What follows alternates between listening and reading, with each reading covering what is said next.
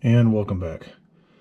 If you remember the last video, we got the passenger side cylinder head off, and we're working on the driver's side one now.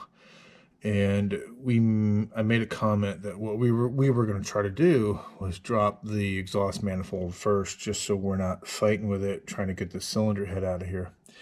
So I'm working on getting the bolts loose. The good news is you can get to all of these bolts through either the driver's fender well that you see me doing here, or from underneath. However, I will tell you that based on the new bolts that came in, there is some form of Loctite on these, so some of these are fighting every inch of the way to come out, even when I get them broken free. It also does not help that in order to get to some of these angles, you can kind of see the setup that we have there, where we have a rather skinny, low profile 10 millimeter socket, 6.10 millimeter socket, onto then a swivel and onto a series of extensions for a 3/8. There wasn't enough room in a lot of these fasteners where they met up with the exhaust manifold. There wasn't, because of the thickness of a 1/2 inch socket. So I have a 10 millimeter 1/2 inch socket, where getting a 1/2 inch ratchet on there would be better because you'd have more torque. But because of the thicknesses of the socket and the clearances on the exhaust manifold, it just didn't give you enough space for the socket to get a full bite. But I mean, it's working, it's getting it done, but just be mindful that if you're going to do this, you're going to fight with it for a little bit. As you can see, that on this particular setup, we had to go underneath and kind of shoot through this little opening you see here in order to get perch onto that last 10 millimeter fastener you see there in the center. Once we get this manifold out of here, we'll bring you back. Again, just letting you know that this can be done, but you're going to take your time with it. You're going to be fighting with it for a bit. Getting to the ones on the bottom one weren't too bad, as long as you got a long enough setup. Swivel is going to be key here. I can't emphasize enough that if you don't have any swivels, you're definitely going to need some to get this job done. But we'll get this exhaust manifold out of here and we'll bring you back. Thank you much.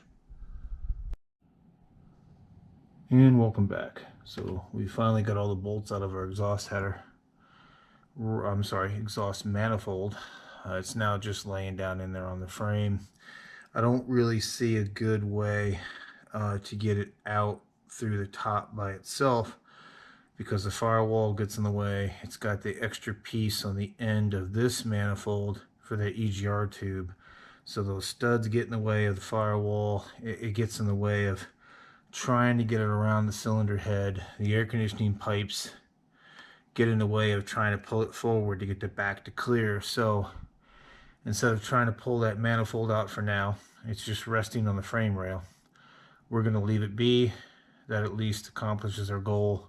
It gets it disconnected from the cylinder head, so that tomorrow when we pull that head off, we're also not fighting the weight of that manifold, and of course the bulkiness that comes along with it. To be honest with you, maybe I can kind of see it a little bit, where if you were pulling the cylinder head up at the same time, you'd be making room for it to clear. It looks like you might be able to pull that off and get away with it. Pardon me, I'm just making sure it's not rubbing up against these air conditioner lines. Okay, that's good enough. It looks like, if you were to pull it up in one piece, that as you pull that cylinder head up, you're making room, so to speak, versus trying to get that exhaust manifold out. Just from me looking at things, if you were to move your exhaust out of the way on the bottom, that little cross brace piece you saw in the previous video that we have hauled up by jack stands, if you were to move that down pipe out of the way, it looks like you could drop that exhaust manifold out through the bottom of the vehicle. But with that being said, we're just going to leave it kind of sitting there on the frame rail because it gets it out of our way. And just to give you another kind of heads up on this, is to some of the things we did Like I said, the bolts were all accessible through the driver's side fender well. Although, you know, take your time with it, go easy with it, because you're probably going to dislike what you're getting into, but it is doable. One of the pieces that we used, and I'll show you the kit name, these were put out by Astro. You notice they're very, very small form factor, but set of sockets. It's a 3/8 drive, but you also have this bolt type edge on it, where if you wanted to, it looks like you could also put a wrench on that as well in case it was a really tight spot. What these allowed us to do was not eat up a bunch of our real estate by even having a shallow well socket such as this. And it looks like it's just a hair shorter than a standard shallow well, but it kind of allowed us to get on there and utilize our extensions. It made the ratchet stick out, at least for me, and better spots enough to get this section of what I call cheater pipe on the end of that 3/8 inch handle to help break these loose. Because again, judging by how they come, how the new bolts are, or at least pictured to show up, I haven't received them yet, but the new bolts look like they have some form of Loctite on them. So some of these fought every turn of the way to come out. Other ones, as soon as they loosened up after a couple of turns, you can spin them out by hand. But to give you an idea, you can see how much extension we have on this 3/8 ratchet. It took that much extension just to get the right angle on some of those bolts. Like I said, it's doable, but your biggest obstacle you can see there is the shock tower that you're dealing with, and of course just a lot of plumbing and the steering column, and it's just a little bit tougher on the driver's side to deal with. But let you know what you're dealing with. This is the heat shield cover that you take off first. It's just got 4 10mm flange nuts on them. So on each side, it looks like the makeup of hardware is composed of this. You have 4 of these bolt/studs. These are 13mm, and that threaded part, like I said, is for that nut that goes on the heat shield. So you got 4 contact points on that heat shield. So you have 4 of these bolts, and you end up with 6 of these, and they're all the same size, and these are the 10mm fasteners. So you end up with 6 here, 7, 8, 9, 10. So you got 10 total fasteners per side. So in case you're curious and you need to order new hardware, you'll need 4 of these and 6 of these. And I say that as because I ordered replacement hardware as well, and I actually think I ordered a couple bolts too many on each side, just because looking at their looking at even Chrysler's imagery and breakdown of it, it wasn't very clear on exactly how many of these they were referring to or these. So now we at least know, again, for these stud/bolts, these are 13mm deep well. It takes to get those off. You got 6 of these, and these are 10mm. But that's it. As I stated before, we've dropped that exhaust manifold, so hopefully that'll help us tomorrow in wrestling that cylinder head out of there. But I'm going to call it for now, and we'll bring it back when we get ready to pull that head. Talk to you later. Bye.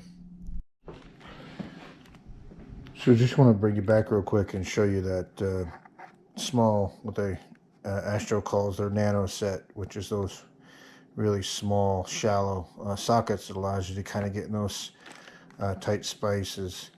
And you can see here that all the sockets have that 17mm outside, so you can use it with a 17mm wrench. And I just want to show you the part number there, and it's an Astro set, 3/8, and that's what I'm looking for. So those are all the sizes. Hopefully that focuses in that it comes with, and this is the metric set. I'll show you what that looks like.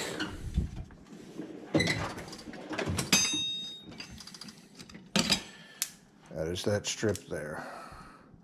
So again, it's proven to be a quite handy set and definitely helped get all those exhaust bolts out of that driver's side. But just want to bring you back real quick and show you that. And once we progress more and get ready to pull that head off, we'll bring it back. Oh, and sorry, there'll be a link in the description below of where I got that set. Thank you much. Bye. And welcome back. In the previous video, you saw us dropping the exhaust manifold on the driver's side cylinder head in prep for pulling the head off today. We went ahead and took all our fasteners out. Thankfully, we didn't have any of the issues we had with any of the head bolts. They all came out with no issue, to include the 5 10mm bolts that run across the top. You can also see that we went ahead and disconnected our MDS solenoids and pulled that wiring harness out of the way, which you see here. Once you disconnect them, and there is a Christmas tree clip. There's 2 clips that hold the wiring harness to the top of the engine block. And let me get up in here to show you. And you'll see it there. I had to dig out a piece of plastic on that. But you'll see the MDS solenoid on the driver's side, passenger side. You see the 1 solenoid there. And it goes into that next hole. So that's not a bolt hole. That's just it's an unused bolt hole they used to put a Christmas tree clip in. And then there's another plastic type fastener that pushes down over this first MDS solenoid stud here. So once you have them all disconnected and have those 2 tie down pieces pulled up, then you'll be able to pull that entire wiring harness out of your way. The other side, like the passenger side, had 2 of the 10mm head bolts on top of the head that were being used for hold downs for the passenger side MDS harness.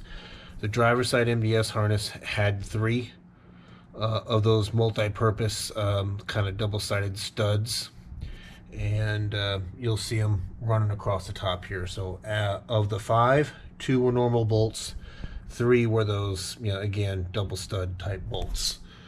And if I can find one here in the bolt pile, and yes, that's not convenient as I'm pulling the studs out of the head to just dump them in what is the battery tray. So that's that double-sided stud, and it's got 3 of those again along the driver's side. That wiring harness has those little clips that push down on top of it to hold it in place, and that is a 10mm nut on the top of that stud. Anyway, we're going to continue to get things prepped to pull this cylinder head out, and hopefully with the exhaust manifold being disconnected, we get a little bit easier job of it. But once we get this cylinder head out of here, we'll bring it back. Thank you. And welcome back. As you can see, we have our prize. We have our driver's side cylinder head out of the vehicle at this point. I will say that it was much easier to deal with that head by dropping the exhaust first, albeit as much of a pain as it was to get to those bolts, even through the driver's side fender well, it did pay off in spades. The easiest way to get that head out of there that I found was if I stood in here on the sway bar, and the front part of the frame there, that flat piece in front of the frame, kind of balanced myself in there, able to pick the head up and pull it out of this section here, pass it this way, and then we had a plastic tray sitting here on the driver's side, and was able to set the head up on it, allowed me to get out of the vehicle while we had someone else stabilizing it, and then I could pick it up and carry it to the bench that's over there so it can be with his partner. We did go through and, like I said, clean up a lot of the antifreeze that kind of dripped all over the underside as those heads were cracked loose. Went ahead and labeled the sides of our MDS solenoid just so I could remember, you know, which one was which routed to the passenger side versus the driver's side. Another thing about the passenger side is that the passenger side had 2 of these hold downs in it that went over those top of the bolts for the 10mm bolts on top of the cylinder head, and the driver's side actually has 3 of these, if you remember from the previous clip. So it's just another way to remember that that's the passenger side of the harness versus the driver side of the harness. Plus the wires are short enough that they've been in place long enough that they kind of have a memory that they'll just kind of lay down where they need to be. And you'll see, and I'll show you some of that when we start doing the reassembly. But we've got a lot of work finished and done. We've got a lot more work ahead of us in relation to getting this taken care of. But we're going to take it one piece at a time and continue on. And hopefully these videos are not getting too boring for you. I'm trying to bring you in on items that I think would be beneficial. You know, some of those gotcha items that, you know, aren't being referenced in the book, or that you don't see other individuals talk about when they do this kind of work. We will get back to doing some solar videos on the channel. I get it, but also remember that the channel name is called Solar Garage. I haven't seen anybody complain yet, but I can just imagine there's probably some groaning going on that there's been a lot of videos about a Ram engine build being posted rather than solar. I've got a couple things in the mix for solar. I'm waiting for some parts to get here. Once those parts get here, then we'll start cranking out some solar videos as well and kind of mix the content up a bit. The wiring harness, as you can see, for the driver's side, I also want to mention this. You can see I zip tied it to the air conditioning line. That was to help pick it up and get it out of the way, which again made getting that cylinder head out of there much easier. Again, if you can disconnect just a couple of sensors and just label where they go and kind of zip tie it and get it out of the way, as you can see we did it once again, we did here on the passenger side. As you can see, it kind of parts the sea, so to speak, opens up a lot of working space that you can then deal with.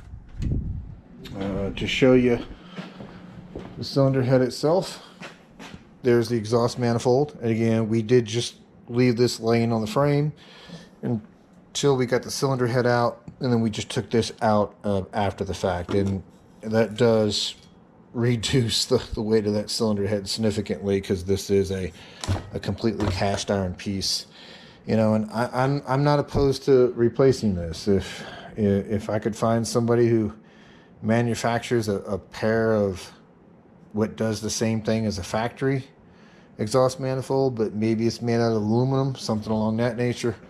I'm not opposed to replacing this and putting something lighter on there.